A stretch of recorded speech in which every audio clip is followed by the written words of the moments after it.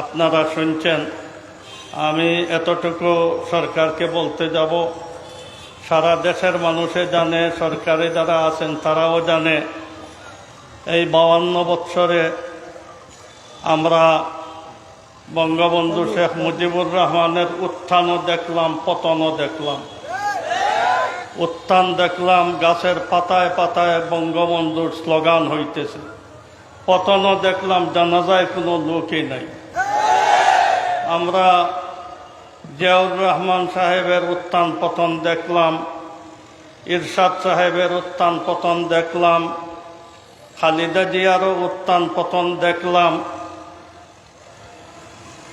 আর শেখ হাসিনার কোন কেরামত যে ওনার পতন হবে না?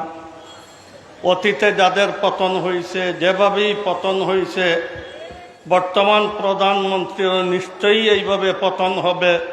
বুদ্ধি থাকলে সম্মানী পতন হবে, নির্বোধ হইলে অসম্মানী পতন হবে।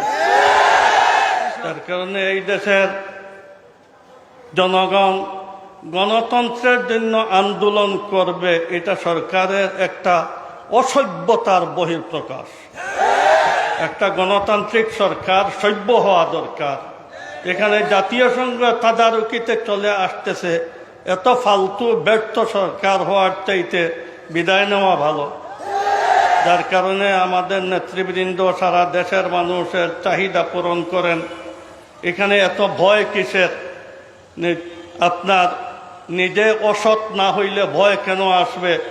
নিরপেক্ষ সরকারের মাধ্যমে ইলেকশন হবে, আপনি জাতির জন্য কাজ করে থাকেন, আপনাকে আবার নির্বাচিত করবে। আর জাতির জন্য যদি আজরাইল আর দজ্জাল হয়ে যান তাহলে চলে যাবেন। তাহলে ভয় ভীতির কি কারণ? ভালো হন থাকবেন, ভালো না হন বিদায় নিবেন। এটা দেশের জনগণের স্বাধীন দেশ, এটা কারো তালুকদারি সম্পত্তি নয়। যার কারণে দেশের জনগণ যাকে চাবে তাকে আনবে।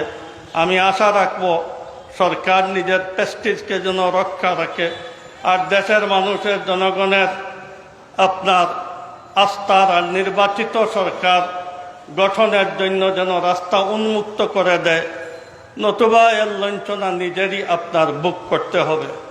15 বৎসর লুটতরাজের সরকার কায়েম রাখলেন, কোথায় গণতন্ত্র?